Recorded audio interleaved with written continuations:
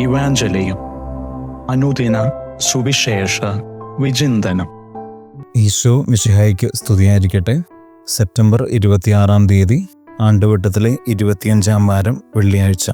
ഇന്ന് നമ്മൾ ധ്യാനിക്കുന്ന വചനഭാഗം ലൂക്കായുടെ വിശുദ്ധ സുവിശേഷത്തിലെ 9 അധ്യായം 18 മുതൽ 22 വരെയുള്ള തിരുവചനങ്ങൾ. യേശുവിനെക്കുറിച്ചുള്ള പത്രോസിന്റെ വിശ്വാസ പ്രഖ്യാപനവും ക്രിസ്തുവിന്റെ ആദ്യത്തെ പീഡാനുഭവ പ്രവചനവുമാണ് നമ്മളിന്ന് ധ്യാനിക്കുന്നത്. ക്രിസ്തു തന്റെ ശിഷ്യന്മാരോട് ചോദിക്കുന്നുണ്ട്, ജനങ്ങൾ എന്താണ് പറയുന്നത് എന്നെക്കുറിച്ച്? രണ്ടാമത്തേത്, നിങ്ങൾ എന്താണ് പറയുന്നത്? ഈ 2 ചോദ്യങ്ങളിൽ നിന്നും കിട്ടുന്ന അറിവ് വ്യത്യാസമാണ്. ആദ്യത്തെ ചോദ്യത്തിന് കിട്ടുന്ന ഉത്തരം സ്നാപക യോഹന്നാനും ഏലിയ പ്രവാചകനും അല്ലെങ്കിൽ പഴയ പ്രവാചകന്മാരിൽ ആരെങ്കിലും ഒരാൾ എന്ന ആ ഉത്തരം എന്ന് പറയുന്നത് കേട്ടുകേൾവിയിൽ നിന്നും ഉണ്ടാവുന്ന അറിവാണ്. രണ്ടാമത്തേത്, നീ ജീവനുള്ള ദൈവത്തിന്റെ പുത്രനായ ക്രിസ്തുവാണെന്ന് പത്രോസ് പ്രഖ്യാപിക്കുമ്പോൾ അത് അനുഭവത്തിൽ നിന്നും ഉണ്ടാവുന്ന അറിവാണ്. 2 തരം അറിവാണ്. കേട്ടുകേൾവിയിൽ നിന്നും ഉണ്ടാവുന്ന അറിവ്, അനുഭവത്തിൽ നിന്നും ഉണ്ടാവുന്ന അറിവ്. നമ്മൾ ഇന്ന് ഈ വചനത്തെക്കുറിച്ച് ധ്യാനിക്കുമ്പോൾ ഏറ്റവും ആദ്യം മനസ്സിലാക്കേണ്ടത്, നമ്മുടെ ജീവിതത്തിലും പലപ്പോഴും ഈ കേട്ടുകേൾവിയിലുള്ള അറിവിന്റെ തലത്തിൽ നമ്മൾ എവിടെയോ ഒതുങ്ങി പോകുന്നുണ്ട്. അതിന്റെ നെക്സ്റ്റ് ലെവലായ അനുഭവത്തിന്റെ തലത്തിലേക്ക്, അനുഭവത്തിൽ നിന്നുണ്ടാവുന്ന ആ അറിവിലേക്ക് നമ്മൾ എവിടെയോ കടക്കുന്നില്ല. ഉദാഹരണത്തിന്, നമ്മുടെ വിശ്വാസത്തിന്റെ ഒരു പ്രധാനപ്പെട്ട ഒരു ഭാഗമെന്ന് പറയുന്നത് നമ്മൾക്ക് പാരമ്പര്യമായിട്ട് കിട്ടിയിരിക്കുന്ന മാതാപിതാക്കളിലൂടെ, കാറ്റഗിസം ടീച്ചർമാരിലൂടെ, വൈദികരിലൂടെ, സഭയിലൂടെ നമുക്ക് കിട്ടിയിരിക്കുന്ന കേൾവിയിലിരിക്കുന്ന കുറെ അറിവുകളാണ്. അതിന്റെ അടിസ്ഥാനത്തിലാണ് നമ്മൾ വിശ്വാസം പലപ്പോഴും നിൽക്കുന്നത്. അത് തെറ്റാണെന്നല്ല, പക്ഷേ അതിൻ്റെ ഒരു അടുത്ത തലമായ ഒരു ക്രിസ്താനുഭവത്തിലേക്ക്, അനുഭവത്തിൽ നിന്നുള്ള ക്രിസ്തുവിനെ കുറിച്ചുള്ള അറിവ് അത് നമുക്ക് ഉണ്ടാവണം. ഇല്ലെങ്കിൽ നമ്മളൊരു സാധാരണ തലത്തിൽ തന്നെ നിൽക്കുന്ന ഒരു അവസ്ഥയിലായിപ്പോൾ. ഇന്ന് ഈ വചനത്തെക്കുറിച്ച് എനിക്ക് ഏറ്റവും ആദ്യം നമ്മൾ ചിന്തിക്കേണ്ടത്, എൻ്റെ വിശ്വാസത്തിൻ്റെ തലം എന്താണ്? എൻ്റെ വിശ്വാസത്തിന് അടിസ്ഥാനമായിട്ട് നിൽക്കുന്ന അറിവെന്താണ്? അത് കേട്ടുകേൾവിയിൽ നിന്നും വരുന്ന അറിവാണോ, അല്ലെങ്കിൽ അനുഭവത്തിൽ നിന്നും വരുന്ന അറിവാണോ?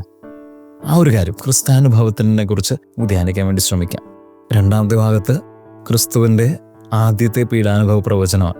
ലൂക്കയുടെ സുവിശേഷം വളരെ പ്രത്യേകമായിട്ട് 9 അധ്യായം വളരെ പ്രധാനപ്പെട്ടതാണ്. കാരണം 9 അധ്യായത്തിൽ 2 പ്രാവശ്യം കർത്താവ് തൻ്റെ പീഡാനുഭവത്തെക്കുറിച്ച് പ്രവചിക്കുന്നുണ്ട്. കർത്താവിൻ്റെ ഈ ആദ്യത്തെ പീഡാനുഭവ പ്രവചനം എനിക്ക് തോന്നുന്നു അത് വളരെ സിഗ്നിഫിക്കൻ്റ് ആണ്.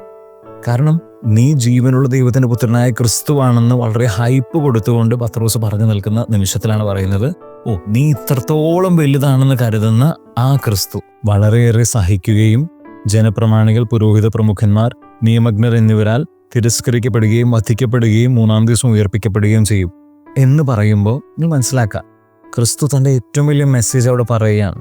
കർത്താവ് പല പ്രാവശ്യം സുവിശേഷത്തിൽ പറയുന്നതാണ്, വലുതാവാൻ ആഗ്രഹിക്കുന്നവന് ഏറ്റവും ചെറുതായി മാറണം. അതുകൊണ്ട് തന്നെ ഈ സാഹചര്യത്തിൽ ശിഷ്യന്മാരെല്ലാവരും വളരെ വികാരത്തിൻ്റെ ഒരു വളരെ ഉന്നതിയിൽ നിൽക്കുന്ന ആ നിമിഷത്തിൽ കർത്താവ് പറയുന്നു, നിങ്ങളുടെ ഈ ഒരു എക്സൈറ്റ്മെൻറ്റ് അത് ശരിയല്ല. കാരണം എവിടെയോ ആ എക്സൈറ്റ്മെൻറ്റിൽ കൊടുക്കുന്ന ആ മഹത്വത്തിൻ്റെ ഒരു ക്രിസ്തുവല്ല, മറിച്ച് സഹനദാസനായ ക്രിസ്തു, ആ ക്രിസ്തുവിനെ നിങ്ങൾ മനസ്സിലാക്കാൻ വേണ്ടി ശ്രമിക്കണം. ഇന്ന് ഈ വചനത്തെക്കുറിച്ച് ധ്യാനിക്കുമ്പോൾ, ഈ ഒരു പീഡാനുഭവ പ്രവചനത്തെക്കുറിച്ച് ധ്യാനിക്കുമ്പോൾ നമ്മളും ചിന്തിക്കേണ്ട ഒരു കാര്യം അത് തന്നെയാണ്. നമ്മുടെ വീടുകളിലെ ക്രൂശിത രൂപങ്ങളൊക്കെ നമ്മൾ നോക്കുമ്പോൾ അവിടെ നമുക്ക് വേണ്ടി സഹിച്ച, നമ്മൾക്ക് വേണ്ടി പീഡകൾ അനുഭവിച്ച, മരിച്ച ഒരു ക്രിസ്തു അവിടെയുണ്ട്. ആ ക്രിസ്തുവിൻ്റെ ഓർമ്മ നമ്മുടെ ജീവിതത്തിൽ എത്രത്തോളം സ്വാധീനിക്കുന്നുണ്ടെന്ന് ചിന്തിക്കാം. കാരണം എനിക്ക് വേണ്ടി സഹിച്ച ആ ക്രിസ്തുവിനെ കുറിച്ചുള്ളൊരു ബോധ്യം എനിക്കുണ്ടെങ്കിൽ ഞാൻ പിന്നെ പാപം ചെയ്യുന്നതിൻ്റെ എണ്ണം കുറയും. കാരണം ഞാൻ ചെയ്യുന്ന ഓരോ പാപവും പിന്നെയും പിന്നെയും ഒരു മുറിവായിട്ട് ക്രിസ്തുവിന് മാറുന്നില്ല എന്നൊരു തോന്നൽ, ഇതൊന്നും അത് നമ്മൾ പാപത്തിൽ പിന്തിരിപ്പിക്കും. അപ്പം അതുകൊണ്ട് തന്നെ ഒരു മഹത്വപൂർണമായ ദൈവത്തിൻ്റെ സങ്കല്പത്തിൽ നിന്ന് മാറി ഒരു സഹനദാസനായ ഒരു ദൈവത്തിൻ്റെ സങ്കല്പത്തിലേക്ക് നമ്മൾ പ്രവേശിക്കണം. കർത്താവിൻ്റെ സഹനത്തിന് നമ്മൾ വില കൽപ്പിച്ചുകൊണ്ട് എൻ്റെ ജീവിതത്തിൽ മാറ്റങ്ങൾ കൊണ്ടുവരാൻ വേണ്ടി ശ്രമിക്കണം. അതുകൊണ്ട് ഇന്ന് ഈ വചനത്തെക്കുറിച്ച് ധ്യാനിക്കുമ്പോൾ 2 കാര്യങ്ങൾ മനസ്സിലാക്കാൻ വേണ്ടി ശ്രമിക്കാം.